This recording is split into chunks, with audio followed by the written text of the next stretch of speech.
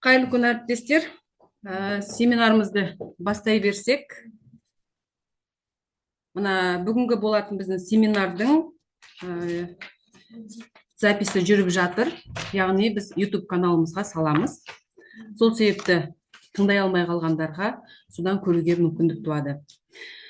Жалпы бүгінгі біздің семинарымыздың басты мақсатына келетін болсақ, осы Алматы қаласы білім басқармасы техникалық және кәсіптік білім беру ұйымдарының педагогтеріне арналған сараптамалық кеңес туралы ережесін түсіндіру және оған енген өзгерістермен таныстыру болып танылады. Жалпы алған кезде былтыр бізде 2025 жылы 5 сараптамалық кеңестің отырысы өтті. Осы 5 сараптамалық кеңесте 302 жұмыс қабылданып, 302 жұмыстың 241-і мақұлданған болатын. Осы 241 жұмыстан 366 педагог куәлік алды. Биылғы осы 2026 жылы жалпы сараптамалық кеңестің 6 рет өткіземіз деп жоспарланып отыр. Ол алып қарайтын болсақ, 2 айда 1 рет. Сол себепті педагогтерден, жалпы колледждердің әкімшілігінен өтініш, осы бізден телефонограмма түскен кезде ғана әдістемелік нұсқаулықты ма, авторлық бағдарламаны ма дайындап жүгіріп педагогтеріміз уақытлы әкелмей кешігіп жатасыздар.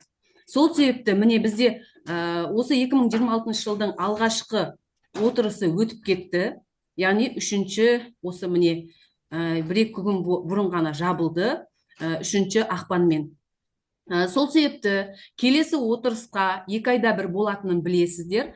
Яғни біз қаңтар айында қабылдадық осы ақпан айының отырысына. Сол себепті енді келесі наурыз айында келесі отырысқа қабылдайтын боламыз.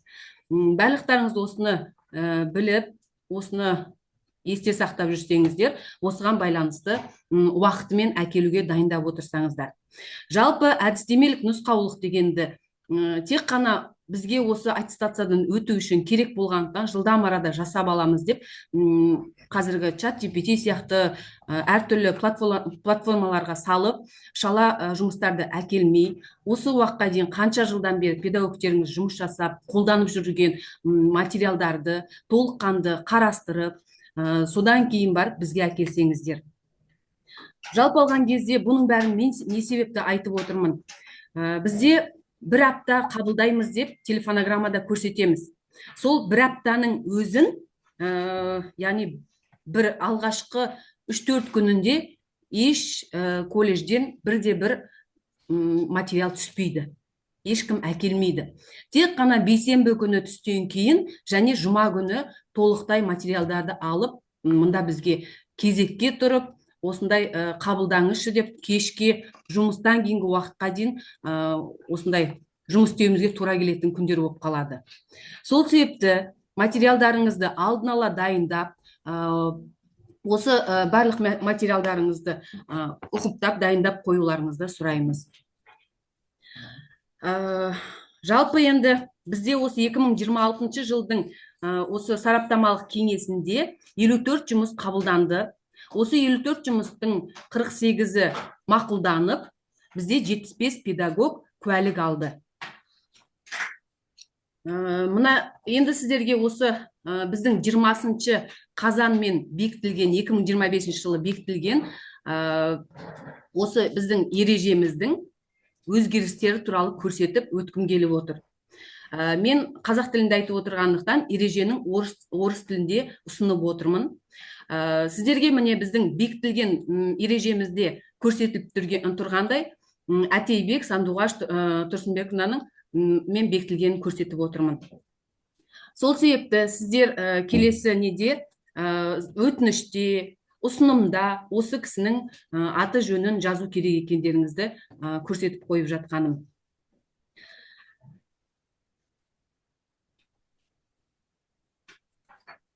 Енді осы сараптамалық кеңестің мақсаты оқу әдістемелік материалдарды, авторлық бағдарламаларды сапалы және объективті бағалауды қамтамасыз ету болып табылады.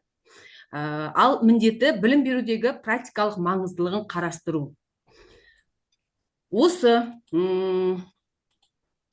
сараптамалық кеңестің құрамы ол біздің педагогикалық қызмет өтілі, әрі педагог шебер, педагог зерттеуші, педагог сарапшы және де бірінші, екінші, үшінші білікті санаты бар техникалық және кәсіптік білім беру ұйымдарының басшысының орынбасарлары мен педагогтері және де республикалық оқу әдістемелік бірлестік орынбасарлары және осы әдіскерлері және осы біздің қалалық техникалық және кәсіптік білім беру бөлімінің әдіскерлерінен құрылған болып табылады.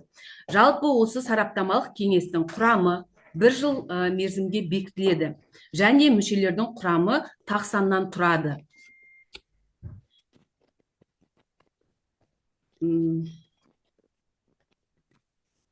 Жалпы біздің сараптамалық кеңеске түскен материалдарды бағыты мен пәніне байланысты бірнеше сараптамалық топ мүшелерімен қаралып шешім қабылданады.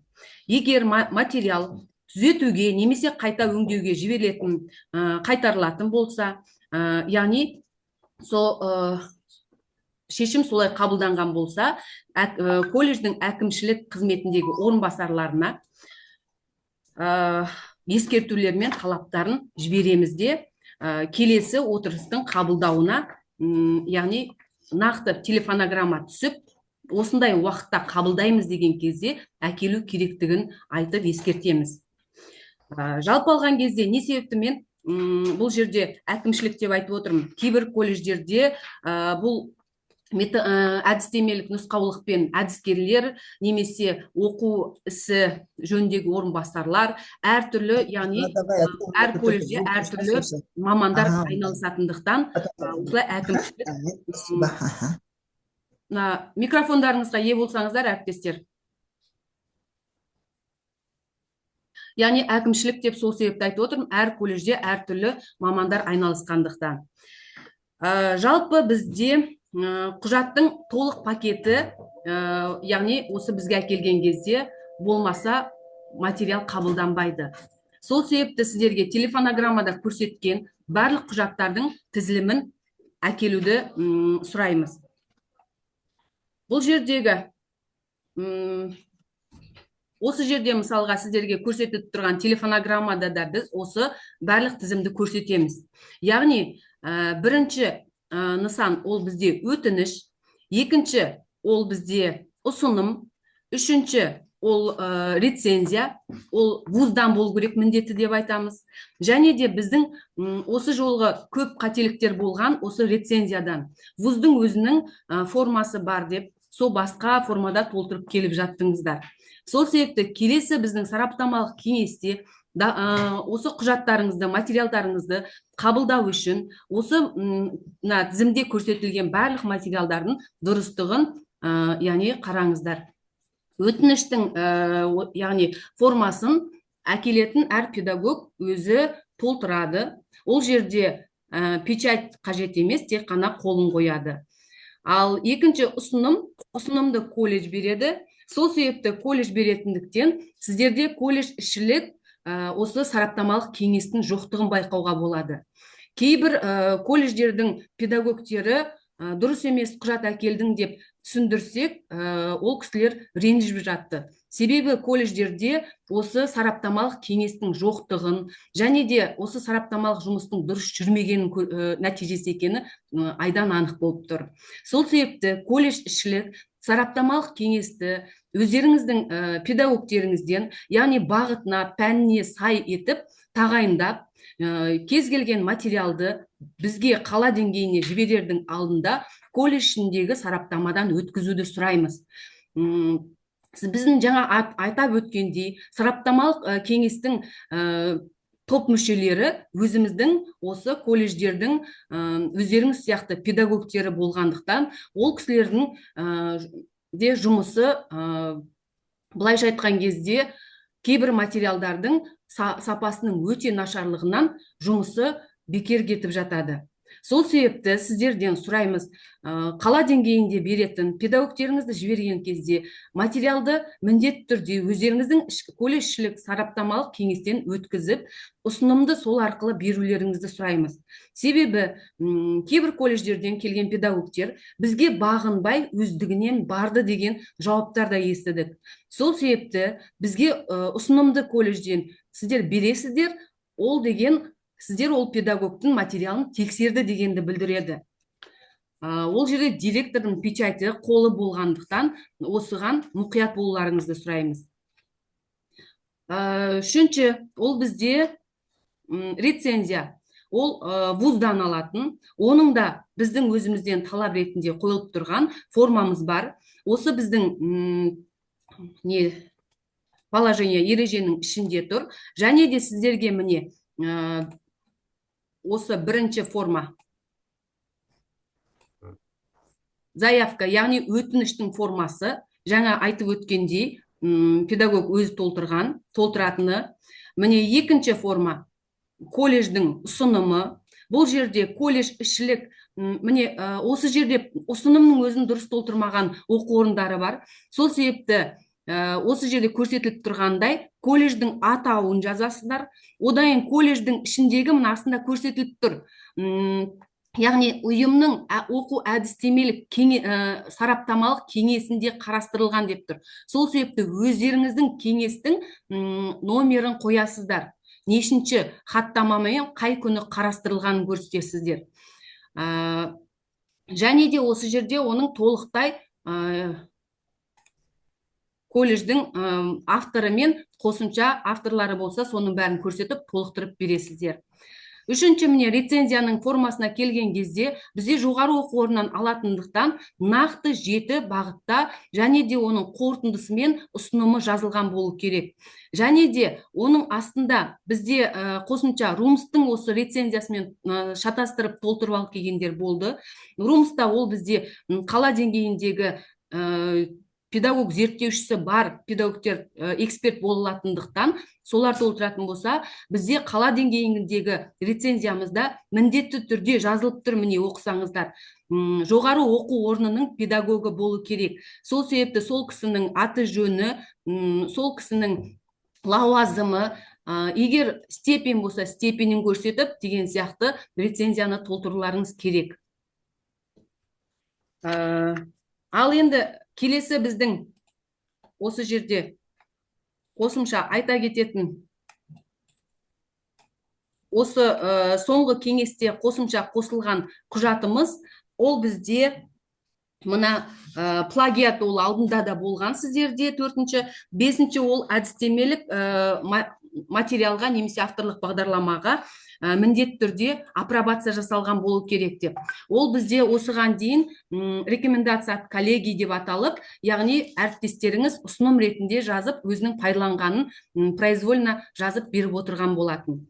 Енді ол оның формасы өзгерген жоқ, яғни оны произвольно жаза бересіздер. Бірақ оның ішінде міндетті түрде көрсетілу керек, яғни апробациялардан өткені туралы. Ал апробациядан өту үшін міндетті түрде эксперименттік топ құру керек. Оқу үдерісін ұйымдастыру керек. Нәтижені талдау керек. Және бағдарламаны түзету керек. Апробация болғандықтан бұл жерде сіздердің жазған әдістемелік нұсқаулықтарыңыз болама, авторлық бағдарлама болама, оны міндетті түрде апробациядан өткізіп пайдаланғаны туралы көрсетеді. Пайдалану барысында оның кемшіліктері, қателіктері шыққан болса, осыны түзетумен айналысу керек. Қандай жерінде дұрыстар болмады, мынандай жерлерін өзгертті деген сияқты барлығын көрсетіп жазу керек.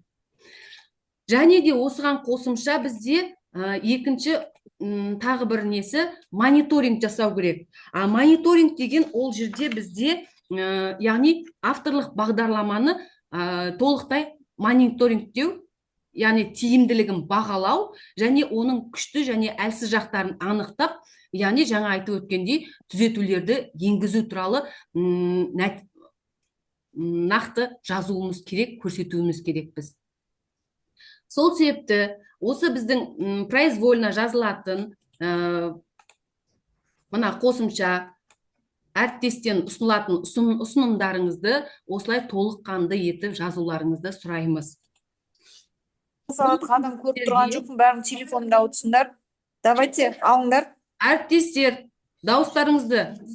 Өздерің басқасын тапсаңдар да болады. Осы туралы қосымша, яғни толықтай апробациядан өткізу туралы әр осы методичкаға біз толықтай мына ережеге толықтай енгізіп салып жазып қойдық. Қазақшада, орысшада жазылған. Сол себепті сіздерге міне қазір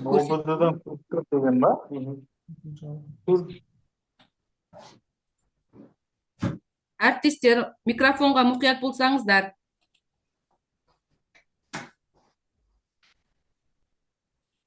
Міне, сіздерге осы апробациядан өткізу туралы ережесі нақты қалай болатынын мына жерге ашып тұрып, міне мониторинг деген қалай болатынын ашып тұрып жазып қойдық.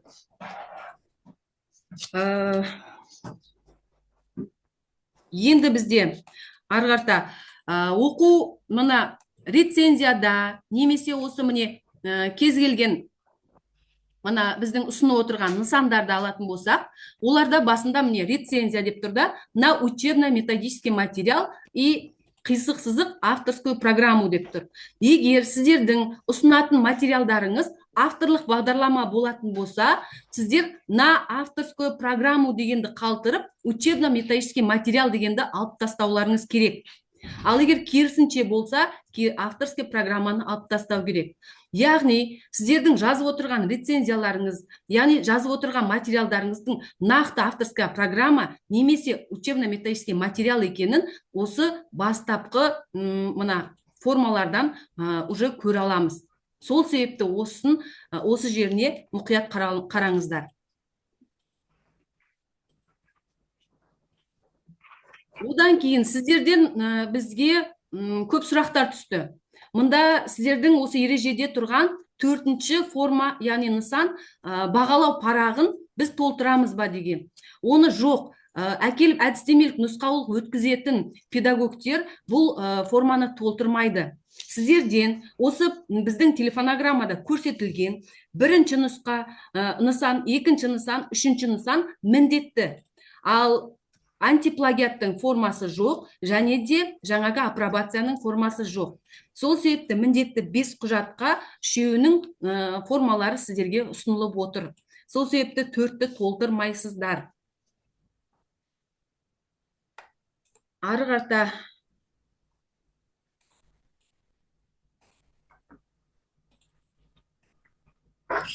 бізге келіп түсетін материалдардың тақырыптары дұрыс емес. Яғни тақырыптың өзін бізде 8-12 сөзден аспау керек. Және де осы тақырыпты қойған кезде ол тақырыптың өзінің нақты қандай несі болу керек? Бір мағынасы болу керек та.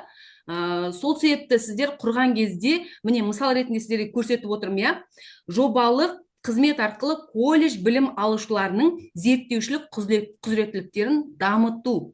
Яғни осылай аяқталу керек. Бізде педагогтердікі мысалға,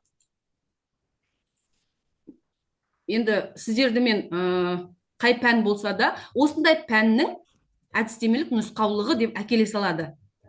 Ондай болмау керек. Сол себепті әр ұсынатын материалдың өзінің тақырыбына мұқият құрастырып, осылай тақырыбының өзін дұрыс құрып берсеңіздер. Жалпы мысалға кәсіби пәндерді оқытуда цифрлық құралдарды қолдану деген сияқты осындай тақырыптарды құрастырып беріп бізге жіберсеңіздер. Келесі, бізде кез келген мына ережені ашып қарайтын болсаңыздар, бізде жалпы 9 приложение, яғни 9 қосымшамыз бар. Ол жердегі жаңа бірінші, екінші, үшіншісі ол сіздерге өткізу үшін формалар болатын болса, 4-ші, 5-ші форма ол біздің сараптамалық кеңестің сарапшылары мен яғни басшыларының толтыратын парақтары болып табылады. Ал ары қарта 6, 7, 8, 9 деген формалар, яғни қосымшалар, олар бізде сіздерге әр материалдың қалай жазылуы керектігін көрсететін нұсқаулық. Сол себепті мұнда әр материалдың астында сіздерге міне көрсетіліп тұр нақты талаптары қандай екенін, және де қандай шрифтпен жазылу керек, оның яғни титульный да қалай болу керек екенін.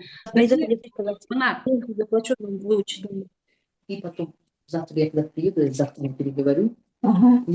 Если... Әріптестер, бізде кейбір материалдардың титулдық беті де болмады. Сол себепті әкеліп өткізген материал кімдікі екені түсініксіз болды.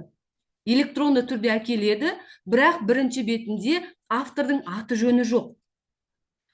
Сол себепті осы мына ережеде көрсетіліп тұрғандай титулдық бетінің өзінің оформлениясы да көрсетіліп тұр. Қалай болу керек? Мысалға алатын болсақ, осында автордың аты жөнінің өзін толықтай жазыңыздар деп көрсетіп отырмыз. Бізде қысқартып жазып қояды, немесе өздерінің удостоверениесімен жазбағандықтан қате болады, әріп тастап кетеді. Өз аты жөндерінде кемшіліктерін әріптерін тастап кетіп жазғаннан кейін ертең куәлік берілген кезде куәлікте маған келеді, менің аты жөнімді дұрыс жазбапсыз деп. Сол себепті әріптестер өздеріңіздің өткізетін материалдарыңыздың электронды түрінде мұқият болып, қателіксіз әкелулеріңізді сұраймыз. Және де осында бізде колледж болғандықтан, яғни техникалық және кәсіби білім беру ортасы болғандықтан, бізде колледжде сағат саны кредитпен есептеледі. Бір кредит ол 24 сағат. Мысалы, 2 кредит 48 сағат деген сияқты. Егер авторлық бағдарлама жазатын болсаңыздар, осы жағында қарастырыңыздар. Және де бізде колледж болғандықтан, біздің ережемізге сай, бізде мұғалім емес, яғни оқытушы екенін. Және де онда бізде 11 класс, 10 класс оқушылар емес, бізде студенттер немесе білім алушылар оқитынын мән берсеңіздер, 1-2 курс студенттері деген сияқты. Осындай бізде үлкен қателіктер көп келеді. Ол енді көбінесе жалпы білім беру пәндерінде жалпы мектеппен байланыстырып жасап әкеледі. Сол себепті колледжде сіздер оқытушы болғандықтан колледждің талабына сай жасасаңыздар. Бізде мектептің ережесі мен колледждің ережесі екі түрлі. Сол себепті өзіміздің ережеге сай жасауларыңызды сұраймыз. Келесі, бізде колледждерде факультативті курстар бар, а элективті курстар ол мектепте. Сол себепті сіздер авторлық бағдарламаға салған кезде факультативті курстарды салсаңыздар болады. Ал элективті деген ол бізде бұрын болған, қазір колледждерде қолданылмайды. Сол себепті оны қателесіп әкелмеңіздер. Жалпы бізде міне мына 6-шы қосымшамыз. 6-шы қосымшада тек осы авторлық бағдарламаның қалай болуы керек, авторлық бағдарламаға қойылатын талаптар және қалай жазуларыңыз керек екенін толықтай ашып көрсетіп отырмыз. Мысал алатын болсақ, авторлық бағдарламаның бағыттары және де бағдарламаның құрылымы, оның ішінде құрылымының мысалға бірінші түсіндірме жазбасы, екінші мазмұндық бөлімі, үшінші нормативті бөлімі, төртінші ақпараттық әдістемелік бөлімі, бесінші оқытуда ұйымдастыру бойынша әдістемелік ұсынымдар туралы жазылу керек екен. Осы әдістемелік ұйымдастыру бойынша осы жерде қосқымыз келіп отыр. Яғни бірінші, екінші, үшінші, төртінші бөлімдері ол бұрынғыдай еш өзгеріссіз. Бізде бесінші бөлімде талап әр бөлім, яғни осы 5-ші бөлімде әр бөлім немесе тақырып бойынша негізгі мазмұндық компоненттер болу керек. Екіншіден, оқу тәрбие үдерісін ұйымдастыру әдістері мен құралдарын, сабақ өткізу формаларын сипаттау, сол пән үшін ең қолайлы әдістерді көрсету. Үшінші, дидактикалық материалдар, сабақ жоспарларын қосу.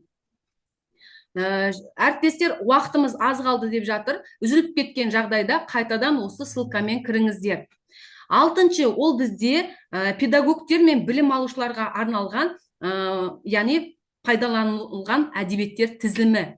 Ол жерде міндетті түрде, егер әдістемелік нұсқаулық материал сіздерде педагогтерге арналған болса, педагогтердің, яғни қолданылатын кітаптарыңыз, осы ұсынып отырған 60% педагогтерге арналған болу керек, ал студенттерге арналған болса, студенттердің кітабы 60% болу керек. Және де осы жерде қолданылатын яғни кітаптар, яғни әдебиеттер тізімі міндетті түрде жаңартылған болу керек. 2017-2024 жылдар арасындағы әдебиеттер тізімін құрау керек. Яғни ол 80%-дан төмен болмауы тиіс.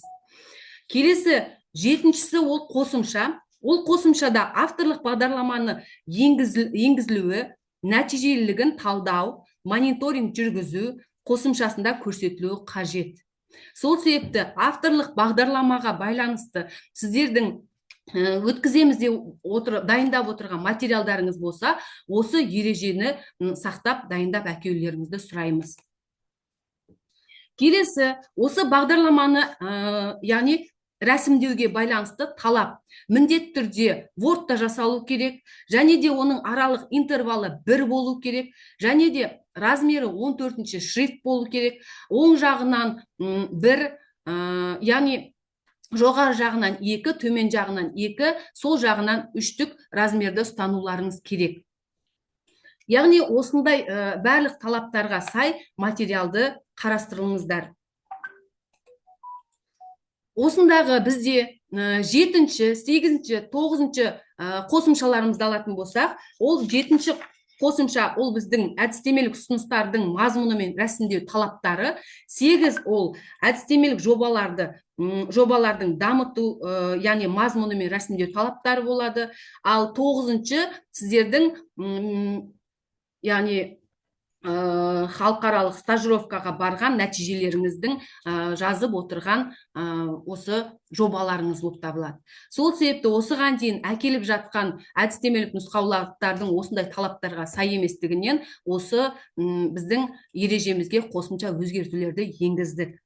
Осыған сіздер мұқият болып, осы ережені толықтай қарап шығуларыңызды сұраймыз. Жалпы алған кезде әр педагог осы өзінің материалының нақты қай бағытта екенін білсе, соған байланысты, яғни мен айтып отырған авторлық бағдарлама, міне 6-ші, сіздерге 6, 7, 8, 9, 4 қана қосымшаны нақты беріліп отырғандықтан, оның міне осы жерде сіздерге үлгісі ретінде титулдық бетінде салып қойдық, және де оның барлығы қалай болу керек екен талаптарын бәрін көрсетіп отырмыз. Сол себепті нақты өздеріңіздің жазатын әдістемелік материалдарыңыз международный стажировкаға байланысты болса, 9-ші қосымшаны ашып, 9-ші қосымшада міне титулдық беттен бастап қалай болу керек екенін толық ашып, жазып қойып отырмыз. Осы ережеге сай барлығын қарап дайындауларыңызды сұраймыз.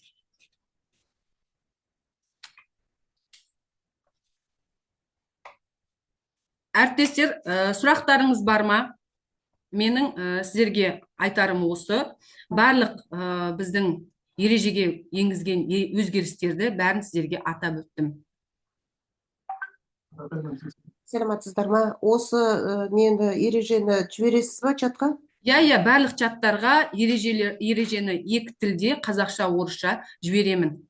Қосымша сіздерге осы жазатын формаларды да екі тілде Word-қа салып дайындап қойдық. Сіздер теріп, әуре болмайтындай, сол жерден ала салатындай.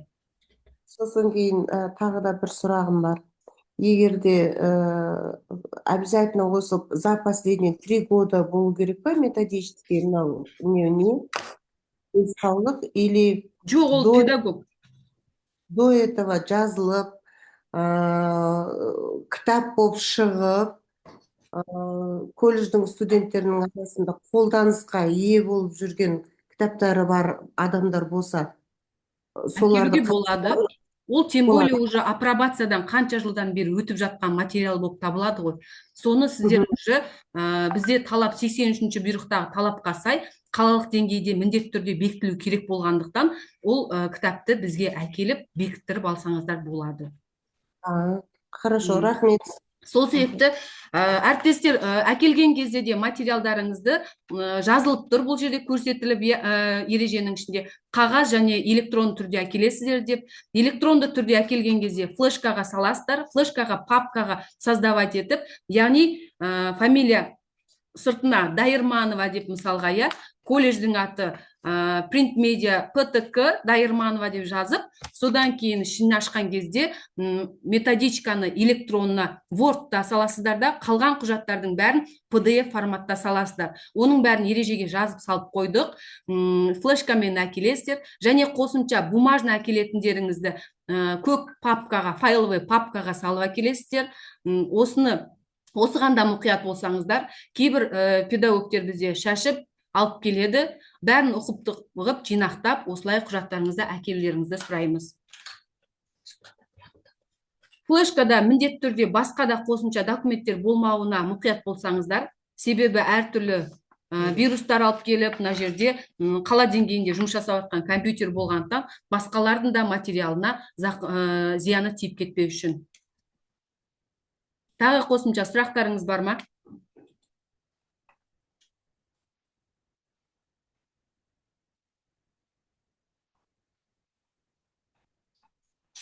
Осы жерде бізде қала деңгейінде жұмыс жасап жатқан сарапшыларымыз да отыр. Сарапшылар да өздерінің тексеру барысында болған кемшіліктерді айтам десе болады. Қандай қиындықтар болғанын. Папканың ішіндегі материалдарыңызда PDF-та жасап сақтаған кезде, оларды да міндетті түрде переименовать етулеріңізді сұраймыз. Мысалға, апробация, оған да Дайырманова апробация деген сияқты, осы антиплагиат Дайырманова деген сияқты, каждыйына осылай переименовать етулеріңізді сұраймыз.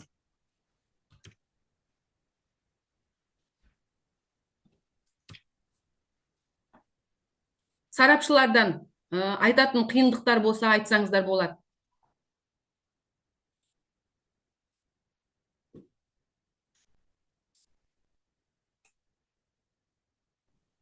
Қайырлы күн, баршаңызға. Негізі кемшіліктерім бар, Дидар Сарсангалиевна, сіз уже айтып қойдыңыз. Мен сарапшы ретінде кіріп айтып жатқаным. Сондықтан алып қосарым жоқ, сіз бәрін тізбектеп, бәрін айтып шықтыңыз. Жақсы, рахмет. Мен айтсам бола ма, сәлеметсіздер ме? Айтыңыз. Бұл жерде енді рецензияға жібергенде, экспедицияға жібергенде құжаттардағы кестелер, суреттер, қай тілде жіберсеңіздер, сол тілде жасаған дұрыс. Сол жағында біз ұсыныс ретінде жібергенбіз, Дидар Сарсангалиевна. Әрине.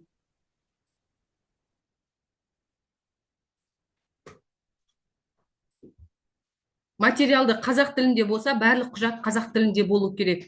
Ал орыс тілінде болса, барлық құжаты орыс тілінде болу керек. Сол жағында қараңыздар, әріптестер. Бағдарламаларыңызды, материалдарыңызды бәрін ішінде, егер бір тілде жазған болсаңыздар, барлық жаңа айтып өткенде сарапшылар айтқандай, кесте барлығын қазақ тілде жасау керек болады. Осы талаптарға сай орындасаңыздар болды. Жалпы алған кезде бізде қала деңгейінде сараптамалық топ өзінің жұмысын енді келесі айда қабылдап жұмысын жүргізеді. Барлықтарыңызға сұрақ жоқ болса, назарларыңызға рахмет. Сау болыңыздар. Рахмет, сау болыңыз. Сау болыңыздар. Рахмет, сау болыңыз. Рахмет, сау болыңыздар. Дидар Сарсангалиевна.